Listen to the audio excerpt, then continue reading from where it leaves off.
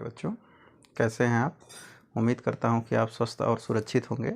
मैं सत्यनारायण द्विवेदी अपने YouTube channel Satya sir physics में पुनः एक बार आपका स्वागत करता हूं। बच्चों, आज जो है कल जो वीडियो हम बनाए थे उसमें हमने पढ़ा था कि डायमेंशंस के यूजेस क्या हैं, और उसमें हमने पहला यूज पढ़ा था कि how to convert a physical quantity from one system to another system. एक सिस्टम से कैसे हम दूसरे सिस्टम में कन्वर्ट करते हैं, मतलब CGS यूनिट से कैसे जो हम SI में जाते हैं, SI से CGS में जाते हैं, या तो कैसे हम किसी फिजिकल क्वांटिटी को न्यू यूनिट में, न्यू सिस्टम ऑफ यूनिट में कन्वर्ट करते हैं। ये चीज़ हमने कल पढ़ा था। उसके बेसिस पर हमने 2-3 क्वेश्चंस भी लगाए थे, क्योंकि बच्चों ये जो एप्लीकेशंस है ना, इसमें न्यूमेरिकल्स ही हैं। इनमें न्यूमेरिकल्स के थ्रू ही आपको जो है समझाया जा सकता है। वो अलग अलग तरह के न्यूमेरिकल्स हैं। तो यहाँ पर ना हम आज जो है नया उसी के बेस पर एक नया न्यूमेरिकल्स लेके आए हैं। और ये जो न्यूमेरिकल है बच्चों ना, इस न्यूमेरिकल में आपको सेम वही पैटर्न फॉलो करना है और देखते हैं कि इसको कैसे सॉल्व करना है। 2-3 और करेंगे, उसके बाद हम इसका डायमेंशंस का दूसरा यूज पढ़ेंगे। दूसरा और तीसरा आज ही करके डायमेंशंस को कंप्लीट करेंगे, थ्योरी को कंप्लीट करेंगे। न्यूमेरिकल बचा है तो लास्ट में हम उसको करेंगे। तो यहाँ देखिए दिया क्या है, unit of mass is alpha kg and unit of length is beta metre and unit of time is gamma second. The magnitude of calorie in the new system is, magnitude of calorie in new system is. तो unit of mass is alpha kg यहाँ दिया हुआ है। तो यहाँ मास कितना दिया है बच्चों, तो लिख लेते हैं पहले। Mass is equal to alpha kg, ठीक है, ये हो गया। लेंथ कितना दिया है, लेंथ दिया है बीटा मीटर, तो लेंथ इज इक्वल टू हो गया बीटा मीटर। और टाइम जो हो गया वह हो गया गामा सेकेंड, गामा सेकेंड। ये 3 चीज़ दिया हुआ है। अब बोल रहा है कि magnitude of calorie in new system, new system में कैलोरी का मैग्नीट्यूड क्या होगा। तो calorie is the CGS unit of work ना, वर्क की जो है CGS यूनिट कैलोरी होती है, और वर्क की जो है SI यूनिट क्या होती है बच्चों, जूल। तो हमको जूल और कैलोरी में एक रिलेशन पता है। क्या पता है कि 1 कैलोरी जो होता है वह 4.2 जूल के बराबर होता है बच्चों। 1 कैलोरी जो होता है, 1 calorie is equal to 4.2 joule. ये हमारी एक रिलेशन होती है। तो हम क्या करेंगे कि हम पहले तो जूल निकाल लेंगे। जूल क्या है, ये जूल की वैल्यू निकाल लेंगे, और ये 4.2 से मल्टीप्लाई करके हम 1 कैलोरी की वैल्यू निकाल लेंगे। तो जूल कैसे निकलेगा, तो हमको इसको निकालने के लिए सबसे पहले तो वर्क देखना पड़ेगा। तो वर्क इज इक्वल टू क्या होता है बच्चों, डायमेंशन ऑफ वर्क क्या होता है, dimension of work is equal to होता है mL² T⁻²। क्यों हम डायमेंशन निकाल रहे हैं वर्क का, क्योंकि वर्क का डायमेंशन के थ्रू हमको जूल निकल जाएगा, ठीक है। 1 जूल की वैल्यू निकल जाएगी, और 1 जूल की जो वैल्यू निकल जाएगी उसी को हम क्या करेंगे, मल्टीप्लाई करके देंगे 4.2 से, तो 1 कैलोरी की हमारी वैल्यू जो है वो निकल जाएगी। यदि ऐसे नहीं करते हैं तो आप जो है ये डायरेक्ट मेथड है। आप यहाँ से डायरेक्ट mL और T⁻² की वैल्यू पुट करके वहाँ पर रख दीजिए। यही जो है वो जूल की वैल्यू है, 1 जूल की। ये यूनिट ही है, जूल इसकी यूनिट आएगी। तो जैसे आप मास के जगह क्या रखेंगे, अल्फ़ा, लेंथ के जगह क्या रखेंगे, बीटा स्क्वायर, और टाइम के जगह क्या रखेंगे, गामा⁻²। ऐसे यदि आप रख दिए तो ये आपका क्या हो गया, ये आपका डायमेंशन ऑफ वर्क आ गया।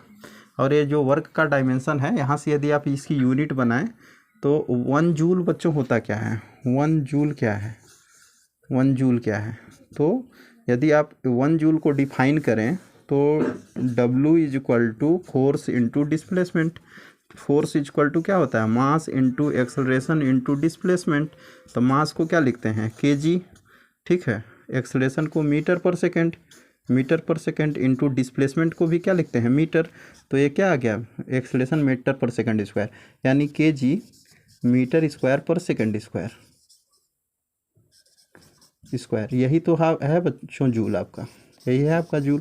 इसी को आप जूल बोलते हैं। kg देखिए मास, यहाँ देखिए मास, फिर मीटर जो है लेंथ, लेंथ कितने टाइम, 2 टाइम्स, और सेकेंड स्क्वायर ये जो है टाइम है। तो टाइम कितने बार बच्चों, टाइम सेकेंड कितना बार, 2 बार। तो गामा, टाइम क्या है, गामा है, तो गामा⁻² रख दिए।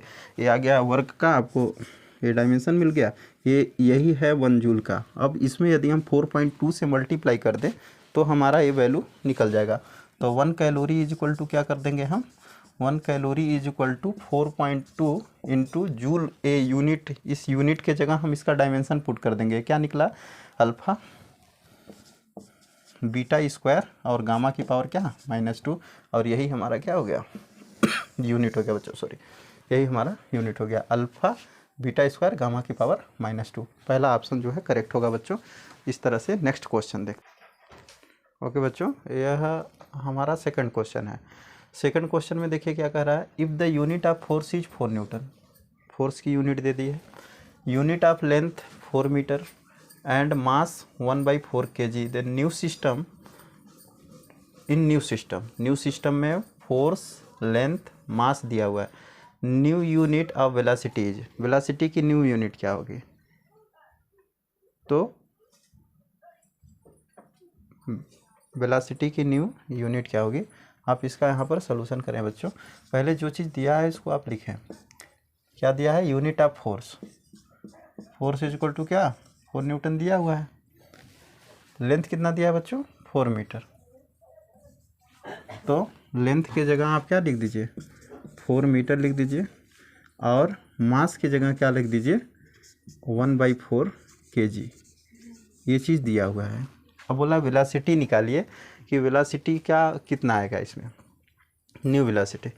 तो हमको ना फोर्स का पहले डायमेंशन आप लिखिए बच्चों, फोर्स का डायमेंशन क्या लिखेंगे, तो ml की पावर -2, यही तो होता है। यदि इसको लिखे तो अब t की पावर -2 को नीचे ले जाइए, तो अब क्या हो जाएगा F is equal to ml divided by t की पावर क्या 2। हमको क्या चाहिए यहाँ से हमको कुछ नहीं चाहिए, हमको वेलोसिटी निकालने के लिए बोल रहा है, ठीक है। तो आप ना यहाँ से टाइम जो है t की पावर -2 ऐसे ही रहने दीजिए, इसे t की पावर -2 को ऐसे रहने दीजिए बच्चों। अब जो है आप यहाँ पर पुट कीजिए, तो फोर्स कितना दिया है 4 न्यूटन दिया है, और यहाँ पर मास कितना दिया है 1/4 kg दिया है, और लेंथ कितना दिया है 4 मीटर दिया है, और t की पावर क्या हो गया -2, ये यहाँ से कैंसिल हो गया, तो ये आ गया बच्चों t की पावर -2 इज इक्वल टू 4। तो आप ऐसे लिख सकते हैं इसको, t की पावर -1 की पावर 2 इज इक्वल टू 4, 2 का -1 में मल्टीप्लाई करेंगे तो -2 ही आएगा। तो सॉरी बच्चों, तो जब हम इसको t की पावर -1 की वैल्यू यहाँ से निकालेंगे तो t की पावर -1 इज इक्वल टू आ जाएगा बच्चों 2, t की पावर -1 इज इक्वल टू क्या आ गया 2, क्योंकि जब ये इधर स्क्वायर जाएगा तो अंडर रूट होगा, अंडर रूट 4 जो वैल्यू होगी उसको 2 निकल के आएगी यहाँ से। अब यहाँ से हमको क्या चाहिए वेलोसिटी, तो हमको पता है कि वेलोसिटी होता है LT पावर -1, t पावर -1 की वैल्यू निकल गई और L की वैल्यू गिवन है हमको, तो L की वैल्यू कितना है 4 मीटर, और t की पावर -1 ये आएगा सेकेंड इनवर्स बच्चों, 2 सेकेंड इनवर्स आएगा ये, ठीक है 2 सेकेंड इनवर्स, तो 2 और यहाँ पर आ गया 4 × 2 जो है सेकेंड इनवर्स, तो 4 × 2 यानी 8 मीटर पर सेकेंड, ये हमारा वेलोसिटी निकल गया। ये वेलोसिटी आ गया हमारा 8 मीटर पर सेकेंड। ऑप्शन कौन सा सही हो गया, ऑप्शन नंबर ए हमारा जो है करेक्ट है बच्चों। इस तरह से हम नेक्स्ट क्वेश्चन जो है देखते हैं बच्चों। ओके बच्चों, थर्ड क्वेश्चन हमारा क्या है, if the unit of force is 12 Newton, force की यूनिट क्या दे दिया है 12 न्यूटन, लेंथ की यूनिट क्या है बच्चों 3 मीटर, एंड टाइम की ये टाइम कितना दिया है 4 second, the unit of mass in new system is, new system में मास की यूनिट क्या होगी, तो जो दिया है उसको लिख लो आप, और क्या दिया है बच्चों फोर्स दिया है, फोर्स कितना दिया है 12 न्यूटन, ठीक है, और लेंथ कितना दिया है, लेंथ दिया है 3 मीटर, और टाइम कितना दिया है बच्चों 4 सेकेंड दिया है ना 4 सेकेंड। तो क्या बोला है यूनिट ऑफ मास निकालिए, तो आप डायमेंशन ऑफ फोर्स लिखिए पहले, तो डायमेंशन ऑफ फोर्स कितना होता है बच्चों, dimension of force is equal to होता है ml की पावर -2, पता ही होगा आपको। अब यहाँ से हमको क्या निकालना है बच्चों, मास निकालना है ना, तो आप इसको थोड़ा और सीक्वेंस में लिखिए, तो थोड़ा सीक्वेंस और यदि हम बनाए इसका, तो फोर्स इज इक्वल टू, आप डायमेंशन यहाँ से हटाइए पहले, और इसको लिखिए ml डिवाइडेड बाई t की पावर 2, यहाँ से इसको यहाँ भेजिए, L को कहाँ ले आइए नीचे ले आइए, मास को छोड़ दीजिए उधर, तो F × t² डिवाइडेड बाई क्या हो गया बच्चों L is equal to m। अब वैल्यू पुट कीजिए आप, तो F की वैल्यू कितनी दी है 12 × t² कितना हो गया बच्चों 64, और सॉरी हाँ 16 4 दिया ना तो 4 का स्क्वायर 16 हो गया। और L कितना दिया है बच्चों 3, तो 3 से ये कटा तो 3 4 जा 12 और 16 4 जा जो है आपका 64। तो मास कितना आ गया बच्चों 64 kg, यानी M इज इक्वल टू आ गया 64 kg बच्चों। ये इस तरह से हमारा जो है इसका आंसर क्या होगा 64 kg, option number B correct होगा। तो इस तरह से बहुत सारे जो है वह न्यूमेरिकल्स हैं जिनको जो है हम सॉल्व करेंगे लास्ट में, और हम वो न्यूमेरिकल सॉल्व करेंगे जो नीट में प्रीवियस ईयर आए हैं, और कुछ नए जो आने के चांसेस हैं उनके बारे में हम जो बात करेंगे। आगे जो हम बच्चों इसमें चर्चा करेंगे वह जो है उसकी सेकेंड जो है प्रॉपर्टीज़ की, कि इसका सेकेंड यूज क्या है उसके बारे में हम यहाँ पर डिस्कस करेंगे कि सेकेंड यूज क्या है आपका डायमेंशन का। यूजेज ऑफ डायमेंशन पढ़ रहे थे हम, उसमें हम सेकेंड जो है उसका यूज पढ़ेंगे। तो हमारा टॉपिक क्या था, यूजेज ऑफ डायमेंशंस। डायमेंशंस का जो है वह यूज क्या है, तो उसमें हमने पहला पढ़ लिया था। और पहला क्या पढ़े थे हम उसमें, पहला हमारा बच्चों क्या था कि conversion of one system to another system. और दूसरा हम क्या पढ़ेंगे, हम यहाँ पर हम दूसरा पढ़ लेते हैं, 2 और 3 2 बचे हैं, तो आप दूसरे में पढ़ यहाँ पर दूसरे में आप उसका करेक्टनेस पढ़ लीजिए कि कैसे हम चेक करते हैं कि कोई भी फिजिकल इक्वेशन जो दिया हुआ है वह करेक्ट है कि नहीं। तो correctness of a given physical equation, correctness of a given physical equation, check the correctness, correctness को हम चेक करते हैं। तो check the correctness of a given physical equation मतलब आप ये समझिए कि कोई भी जैसे फिजिकल इक्वेशन दिया है, जैसे इक्वेशन ऑफ मोशन को लिख लीजिए। फर्स्ट इक्वेशन ऑफ मोशन क्या है, v is equal to u plus a t. तो v is equal to u plus a t की जब हम बात करेंगे तो ये एक तरह का फिजिकल इक्वेशन है, मतलब फिजिकल यूनिट से आप बोल सकते हैं कि ये इक्वेशन बना है। ये इक्वेशन है क्योंकि इसमें 2 साइड है, left hand side and right hand side, और जिसमें 2 साइड होते हैं वो इक्वेशंस होते हैं। तो ये जो इक्वेशन दिया है बच्चों, इसको हमको with the help of dimensions हम इसको चेक कर सकते हैं कि यह करेक्ट है कि नहीं, डायमेंशनली करेक्ट है कि नहीं। डायमेंशनली यदि करेक्ट है तो फार्मूला हमारा क्या है, मे भी सही हो सकता है, सही भी हो सकता है, नहीं भी हो सकता है। हम क्यों बताएंगे कि क्यों, मतलब मे भी बोल रहा हूँ मैं कि कोई भी यदि फिजिकल इक्वेशन दिया हुआ है तो यदि वो डायमेंशनली करेक्ट है तो मे बी वो उसका फार्मूला जो लिखा हुआ है वह सही हो सकता है, मे बी।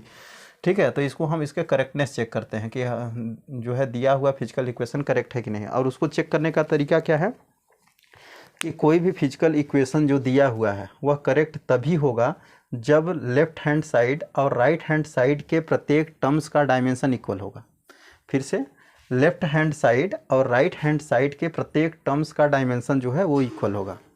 इसका मतलब सबसे पहले तो एक चीज़ पहले आप समझ लीजिए, फिर उसको बाद में समझिएगा। कोई भी जो डायमेंशन है उस डायमेंशन को हम जब ऐड करते हैं, जैसे मान लीजिए लेंथ है, लेंथ एक तरह का डायमेंशन फिजिकल क्वांटिटी है, लेंथ का डायमेंशन एल होता है, और दूसरा यदि लेंथ दिया है, इनको यदि हम ऐड करें एल प्लस एल तो ये बच्चों एल ही आएगा। मतलब ये मैथ्स नहीं है कि 2l लिख दें हम। और यहाँ पर यदि m की बात करें तो m को जब m के साथ हम ऐड करेंगे ना, dimension of mass plus dimension of mass, तो ये बच्चों मास ही आएगा। ठीक है, और डायमेंशन ऑफ जब हम t को ऐड करें t के साथ या सब्ट्रैक्ट करें, प्लस माइनस दोनों लगा लीजिए आप, सब्ट्रैक्ट करें टी को टी के साथ या तो ऐड करें या तो सब्ट्रैक्ट करें, तो सब्ट्रैक्ट करने पे 0 नहीं होगा, क्या आएगा बच्चों, टी आएगा। तो इसका मतलब, और एक चीज़ और याद रखना है कि कोई भी जो फिजिकल क्वांटिटी है उनका यदि डायमेंशन सेम है तभी वह एक दूसरे के साथ ऐड भी होती हैं और सब्ट्रैक्ट भी होती हैं। जैसे यदि यहाँ पर लिखा है u प्लस ए टी, तो ये जो dimension of u and dimension of A T जो है, ये दोनों जो है का डायमेंशन सेम होगा। यदि डायमेंशन सेम होगा तभी कोई भी जो है फिजिकल फार्मूला में, कोई भी फार्मूला में ये जो है ऐड होंगे। यदि ये ऐड करके लिखा गया है u प्लस ए टी, तो डायमेंशन ऑफ u किसके इक्वल होगा, डायमेंशन ऑफ ए टी के। और यह डायमेंशन ऑफ v किसके बराबर होगा, dimension of u, dimension of v किसके बराबर होगा, डायमेंशन ऑफ ए टी के। मतलब इसके सभी डायमेंशंस, प्रत्येक के डायमेंशंस जितने भी टर्म्स दिए होंगे, जैसे इसमें 2 टर्म्स है ना, तो 2 टर्म्स के जो डायमेंशन अलग अलग होंगे ये v के डायमेंशन के बराबर होगा। तो इसको बोलते हैं प्रिंसिपल ऑफ होमोजेनिटी भी बोलते हैं। प्रिंसिपल ऑफ होमोजेनिटी का मतलब होता है कि LHS का डायमेंशन RHS के डायमेंशन के इक्वल आना चाहिए, यही है प्रिंसिपल ऑफ होमोजेनिटी। मतलब LHS के प्रत्येक टर्म्स का dimension each terms of dimension of each terms of LHS is equal to dimension of each terms of RHS। मतलब प्रत्येक टर्म्स का डायमेंशन LHS में और प्रत्येक टर्म्स का डायमेंशन RHS में इक्वल हो तो उसको हम बोलते हैं प्रिंसिपल ऑफ होमोजेनिटी। तो हम क्या करेंगे, चेक करेंगे कि कोई भी दिया हुआ फिजिकल इक्वेशन जो है डायमेंशनली करेक्ट है कि नहीं, ये इसका यूज है। दूसरा use, check the correctness of given physical equation. तो करेक्टनेस हम चेक करेंगे। तो पहले आप चेक कर लीजिए इसी को कि यह जो है करेक्ट है कि नहीं। जब आप लिख दिए हैं v इक्वल टू u+80 तो इसी को हम चेक कर लेते हैं। तो इसका LHS ले लो। तो LHS क्या होगा बच्चों, LHS का जो डायमेंशन होता है LHS में भी लिखा है, तो डायमेंशन ऑफ v, तो v क्या है, वेलोसिटी आपको यहाँ दिया रहेगा कि कौन सी क्वांटिटी क्या है। वेयर v जो है वो फाइनल वेलोसिटी है, फाइनल वेलोसिटी है, और u जो है वह आपका इनिशियल वेलोसिटी है, इनिशियल वेलोसिटी है, और a एक्सेलरेशन है, a एक्सेलरेशन है, और t क्या है बच्चों, t आपका टाइम है। तो इस तरह से यदि दिया है तो आप इसका ना पहले LHS का डायमेंशन निकालिए, डायमेंशनली करेक्ट है कि नहीं इसको हम चेक करते हैं। तो LHS आप लिख लीजिए, LHS में आप डायमेंशन आप v निकालिए। तो डायमेंशन ऑफ v क्या है, फाइनल वेलोसिटी हो चाहे इनिशियल वेलोसिटी हो चाहे कोई भी वेलोसिटी हो, यदि है वेलोसिटी तो उसका डायमेंशन क्या होगा, सेम। तो डायमेंशन यहाँ पर क्या होगा, LT की पावर -1 होगा। ठीक है, इधर का डायमेंशन क्या होगा, LT की पावर -1। अब इसका डायमेंशन क्या होगा, इसका डायमेंशन इसके डायमेंशन के बराबर होगा, क्योंकि principle according to principle of homogeneity LHS का जो है डायमेंशन किसके बराबर होगा, RHS के डायमेंशन के, प्रत्येक टर्म्स के डायमेंशन के बराबर होगा, यानी v का डायमेंशन u के बराबर होना चाहिए। तो डायमेंशन ऑफ u निकालिए। अब डायमेंशन ऑफ u कैसे निकलेगा बच्चों, तो डायमेंशन ऑफ u क्या होगा, डायमेंशन ऑफ u क्या है, वह इनिशियल वेलोसिटी है, तो इसका भी डायमेंशन क्या होगा, LT की पावर -1। ठीक है, अब RHS चल रहा है, एक मिनट आप यहाँ पर अब RHS लिख लीजिए। RHS में दो टर्म्स हैं, टर्म्स फर्स्ट और टर्म सेकेंड। तो टर्म फर्स्ट का निकालिए। तो टर्म फर्स्ट में RHS में पहले का क्या होगा, u, डायमेंशन ऑफ u। तो डायमेंशन ऑफ u क्या होगा, LT की पावर -1। और सेकेंड टर्म जो है उसका डायमेंशन क्या होगा, AT का निकालेंगे आप डायमेंशन। तो डायमेंशन ऑफ AT, ए क्या है बच्चों, एक्सेलरेशन, और t क्या है, टाइम। तो एक्सेलरेशन का डायमेंशन क्या होता है, LT की पावर -2 होता है, और टाइम का डायमेंशन क्या होता है बच्चों, टाइम का डायमेंशन होता है t। तो जब आप इसको सॉल्व करोगे तो यहाँ t का पावर क्या है 1, और यहाँ t का पावर क्या है -2, तो -2 और +1 ये क्या बन जाएगा, LT की पावर क्या -1। तो AT का डायमेंशन क्या है, LT की पावर -1, u का डायमेंशन क्या है, LT की पावर -1। यदि आप इन दोनों को जोड़ेंगे, ये जुड़ा हुआ है ना, तो यहाँ पर देखिए v का डायमेंशन क्या होता है, LT की पावर -1। हम यदि पुट करें, यदि v का की वैल्यू यहाँ पुट करें, तो डायमेंशन ऑफ v LT की power -1 is equal to dimension of u का डायमेंशन क्या होगा, LT की पावर -1, और प्लस यहाँ पर देखिए AT का भी डायमेंशन क्या है, LT की पावर -1। यदि LT की पावर -1 LT की पावर -1 जोड़ेंगे तो क्या हो जाएगा, LT की पावर -1 सेम आएगा, मैं बताया था पीछे भी आपको अभी। तो LT की पावर -1, इसका मतलब क्या हो गया आपका, LHS is equal to RHS, LHS RHS के बराबर है। अब हम बोल सकते हैं कि the given equation are dimensionally correct. दिया हुआ जो इक्वेशन है वह डायमेंशनली क्या है बच्चों, करेक्ट है। तो डायमेंशनली करेक्ट करने के लिए, चेक करने के लिए क्या करेंगे, आप LHS का डायमेंशन निकालेंगे, RHS का डायमेंशन निकालेंगे, इक्वेशन में पुट करेंगे। यदि LHS RHS के बराबर आ जाता है तो दिया हुआ इक्वेशन क्या है, वो डायमेंशनली करेक्ट होगा। ठीक है, first of all we have to find out the dimensions of LHS side, and after that we will find out the dimension of RHS side. After that we will put the dimension of LHS and RHS in the given equation and find out the given equation are dimensionally correct or not. दिए इस तरह से हम जो है find out कर देंगे बच्चों। दूसरा जो है आप एक और चेक कर लीजिए, हम क्या पढ़ रहे हैं, यूज पढ़ रहे हैं डायमेंशन का। तो दूसरा उसका जो है डायमेंशनली करेक्ट है कि नहीं, दूसरा इक्वेशन देखते हैं। कोई एक और इक्वेशन ले लीजिए, जैसे इसी का इक्वेशन लिख लीजिए। सेकंड इक्वेशन ऑफ मोशन क्या है, second equation of motion, equation of motion. तो सेकंड इक्वेशन ऑफ मोशन जो है बच्चों उसका क्या है, s बराबर ut प्लस हाफ है t², ना, यही है। इसको चेक करिए। तो कैसे करेंगे, LHS RHS में दो टर्म्स, ठीक है। तो पहले LHS में वेयर s क्या है, s क्या है, वेयर एस क्या है आपका डिस्प्लेसमेंट, एस इंडिकेट डिस्प्लेसमेंट को, यू क्या है इनिशियल वेलोसिटी बच्चों, इनिशियल वेलोसिटी, ठीक है, और हमारा टी क्या है, टी हमारा टाइम है, ठीक है, 1/2 कांस्टेंट है, ए हमारा क्या है बच्चों एक्सेलरेशन है। सब हमने क्वांटिटी को जो है बता दिया कि कौन सी फिजिकल क्वांटिटी है। अब आप एलएचएस इसका निकालिए। तो जब आप इसका एलएचएस निकालेंगे तो डायमेंशन ऑफ एस निकालेंगे, और डायमेंशन ऑफ एस निकालेंगे तो एस एक तरह का डिस्प्लेसमेंट है, तो इसका डायमेंशन क्या हो जाएगा बच्चों एल। आ गए आरएचएस में, तो आरएचएस में आप बच्चों पहला टर्म निकालिए, इसको टर्म फर्स्ट मान लीजिए और इसको क्या मान लीजिए सेकेंड। तो टर्म फर्स्ट का जब आप डायमेंशन निकालेंगे तो क्या निकालेंगे यूटी, डायमेंशन ऑफ यूटी। तो डायमेंशन ऑफ यूटी, तो यू आपका क्या है वेलोसिटी, और वेलोसिटी का डायमेंशन क्या होता है LT⁻⁻1, और इस टी का डायमेंशन क्या होगा टी। तो ये टी का पावर 1 और टी की पावर -1, तो टी की पावर क्या हो जाएगा 0, और टी की पावर 0 की वैल्यू क्या होती है बच्चों 1, तो यहाँ से क्या बच गया एल, ठीक है। और सेकेंड जो है हम निकालेंगे 1/2 AT² ना, तो ये 1/2 न्यूमेरिकल वैल्यू है, और किसी भी न्यूमेरिकल वैल्यू का डायमेंशनली कांस्टेंट हो, ये मतलब सॉरी ये जो है डायमेंशन लेस कांस्टेंट है, इसका डायमेंशन नहीं होता। हम पीछे पढ़े भी थे टाइप्स में, तो उसमें बताए थे कि जो 1 2 3 4 या 1/2 इस तरह के जो न्यूमेरिकल वैल्यू आते हैं उनका डायमेंशन नहीं निकलता, तो इसका मतलब इसका डायमेंशन तो होगा नहीं, बचा क्या AT²। तो AT² का जब बच्चों हम डायमेंशन लिखेंगे तो डायमेंशन ऑफ AT², तो डायमेंशन ऑफ AT² जब बच्चों हम इसको पहले ऐसे लिख लीजिए AT², तो ए का डायमेंशन क्या निकलेगा बच्चों, ए जो है एक्सेलरेशन है, तो इसका डायमेंशन क्या होता है LT⁻², और T² क्या है, टी क्या है टाइम, तो टाइम का डायमेंशन क्या होगा T²। यहाँ पर फिर देखिए -2 + 2 क्या हो गया 0, और किसी की पावर 0 का मतलब क्या हो गया 1, यानी यहाँ से भी हमको क्या मिला एल आया।